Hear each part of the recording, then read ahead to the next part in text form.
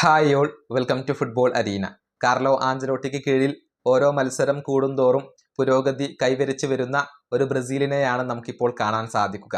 ആദ്യ മത്സരത്തിൽ മൊറോക്കോയോട് പുറത്തെടുത്ത ഒരു പ്രകടനമല്ല മൂന്നാമത്തെ മത്സരത്തിൽ ഇപ്പോൾ ബ്രസീൽ പുറത്തെടുത്തിട്ടുള്ളത്. ഓരോ മത്സരം കൂടുന്തോറും കൂടുതൽ മികവിലേക്ക് വരാൻ ബ്രസീലിന് കഴിയുന്നു. കൂടുതൽ ഒത്തിണക്കം ഇപ്പോൾ ബ്രസീലിയൻ താരങ്ങൾ കാണിക്കുന്നു എന്നുള്ളതാണ്. ഇതേക്കുറിച്ച് യുർഗൻ ക്ലോപ്പ് ഇപ്പോൾ സംസാരിച്ചിട്ടുണ്ട്. അതായത് ബ്രസീലിന് ഏറ്റവും അനുയോജ്യനായ പരിശീലകൻ അത് കാർലോ ആഞ്ചലോട്ടി തന്നെയാണ്. ജസ്റ്റ് പുരികമുയർത്തി ഏത് ടീമിനെ വേണമെങ്കിലും ആഞ്ചലോട്ടി നന്നാക്കും എന്നാണ് തമാശ രൂപേണ ഇപ്പോൾ യുർഗൻ ക്ലോപ്പ് പറഞ്ഞിട്ടുള്ളത്. അദ്ദേഹത്തിന്റെ വാക്കുകൾ ഇങ്ങനെയാണ്: ഞാൻ ഒരു ബ്രസീലിയനാണ് എന്ന് കരുതുക. ബ്രസീലിന് അനുയോജ്യമായ പരിശീലകൻ ആരാണ് എന്ന് ചോദിക്കപ്പെട്ടാൽ ഞാൻ ആഞ്ചലോട്ടിയെ തന്നെയാണ് തിരഞ്ഞെടുക്കുക. ജസ്റ്റ് പുരികം ഉയർത്തി ഏത് ദേശീയ ടീമിനെയും പരിശീലിപ്പിക്കാൻ കഴിയുന്ന വ്യക്തിയാണ് ആഞ്ചലോട്ടി. ബ്രസീലിന് വലിയ ഒരു പൊട്ടൻഷ്യൽ തന്നെയുണ്ട്. അത് പുറത്തെടുക്കാൻ പ്രാപ്തിയുള്ള ഒരു പരിശീലകനെയായിരുന്നു അവർക്ക് ആവശ്യം.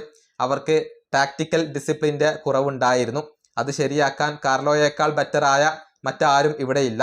അദ്ദേഹം മികച്ച പരിശീലകനാണ്, ബ്രസീലിൻ്റെ ഭാഗ്യമാണ്. ഇതാണ് യുർഗൻ ക്ലോപ്പ് പറഞ്ഞിട്ടുള്ളത്. അതായത് ബ്രസീലിന് ലഭിക്കാവുന്ന ഏറ്റവും മികച്ച പരിശീലകൻ അത് കാർലോ ആഞ്ചലോട്ടി തന്നെയാണ്. ടീമിനെ നല്ല രൂപത്തിൽ അദ്ദേഹം മുന്നോട്ട് കൊണ്ടുപോകും എന്നൊക്കെയാണ് ക്ലോപ്പ് ഇപ്പോൾ വ്യക്തമാക്കിയിട്ടുള്ളത്. അടുത്ത റൗണ്ടിൽ ബ്രസീലിന്റെ എതിരാളികൾ ഏഷ്യൻ കരുത്തരായ ജപ്പാനാണ്. വരുന്ന തിങ്കളാഴ്ച രാത്രിയാണ് ആ ഒരു മത്സരം നടക്കുക. ഒരു തീപാറും പോരാട്ടമാണ് ഫുട്ബോൾ ആരാധകർ ഇപ്പോൾ പ്രതീക്ഷിക്കുന്നത്. ഈ വീഡിയോ അവസാനിപ്പിക്കുന്നു. അടുത്തൊരു വീണ്ടും കാണാം.